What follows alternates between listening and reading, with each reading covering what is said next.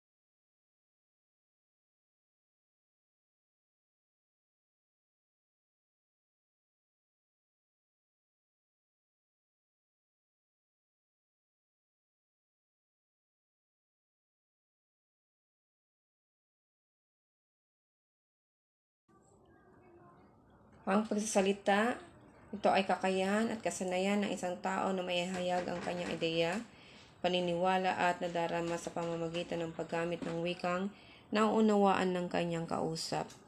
Pag-uusap ng dalawa o higit pang bilang ng mga tao ang nagsasalita at ang kinakausap. Mahalaga ang pagsasalita dahil naipaabot sa kausap ang kaisipan at damdaming niloloob ng nagsasalita. Mga pangailangan sa mabisang pagsasalita, kaalaman,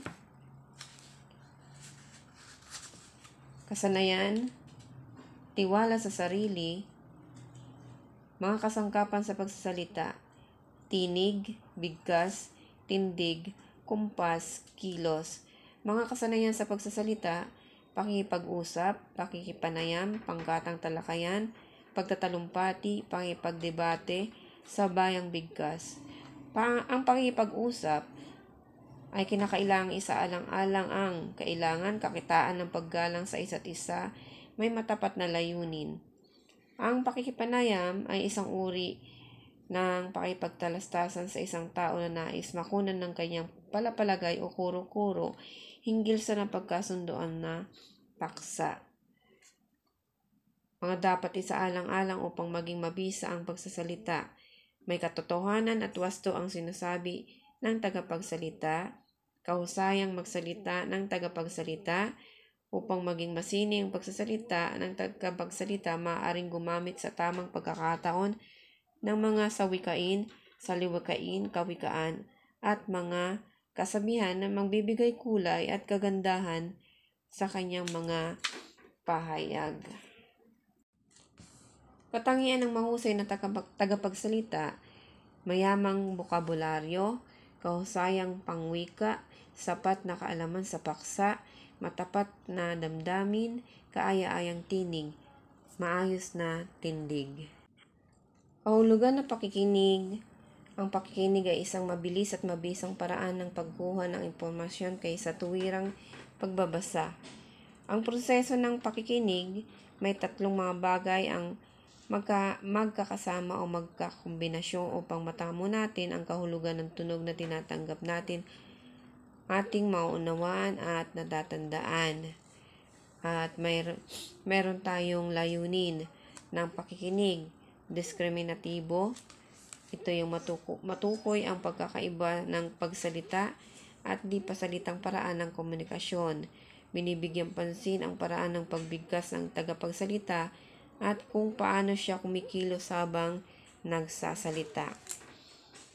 Komprehensibo, ito yung kahalagahan, maunawaan ang kabuuan ng mensahe, maintindihan ang nilalaman at kahulugan ng kanyang pinakikinggan.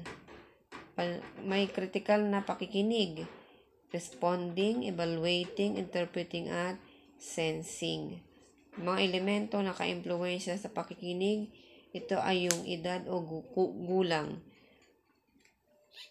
konsepto sa sarili, lugar, uri ng tagapakinig, eager beaver, sleeper, tiger, bewildered, frowner, relaxed, busy bee, two-eared listener.